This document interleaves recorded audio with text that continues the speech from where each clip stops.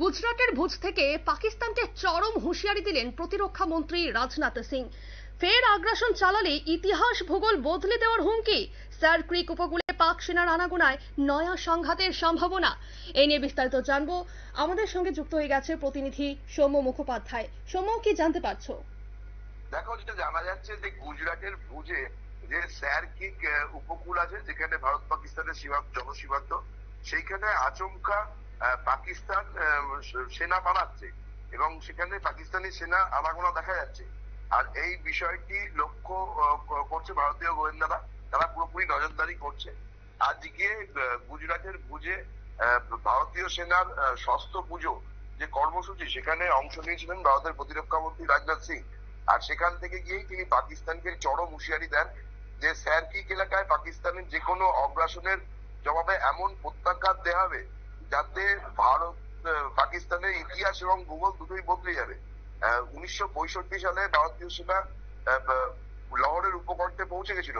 পাকিস্তানের সেনা যদি ফের স্যার ক্রিক উপকূলে তাদের লোক সংখ্যা বাড়ায়, তাহলে ফের কিন্তু সেরকম পরিস্থিতি তৈরি হবে বলেও তিনি আজকে হুঁশিয়ারি দেন।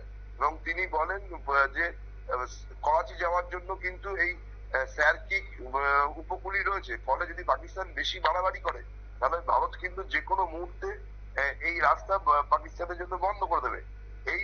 তার এই হুঁশিয়ারির পরেই নতুন করে একটা উত্তেজনা তৈরি হয়েছে।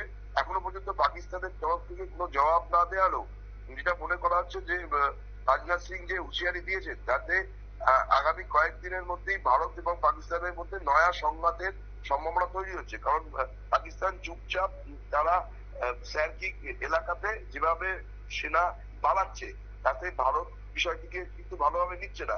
আজকে রাজনাথ সিং এর মন্তব্য সেটা পরিষ্কার হয়ে যায়, যদি পাকিস্তান স্যার ক্রিক এলাকাতে সেনা না কমায়, তাহলে আগামী দিনে আমরা ফের ভারত পাকিস্তান সংঘাতের সম্ভাবনা দেখতে পাচ্ছি বলে মনে করছেন রাজনৈতিক মহল। দিয়া, ধন্যবাদ সৌম্য। আপনারা শুনলেন, অর্থাৎ পাকিস্তান যদি না শুধরায়, পাকিস্তানের বাড়াবাড়ি যদি না কমে, পাকিস্তান যদি আগ্রাসন চালায়, তাহলে ভারত কিন্তু যে জবাব দেবে তা কিন্তু ইতিহাস এবং ভূগোল বদলে দেবে।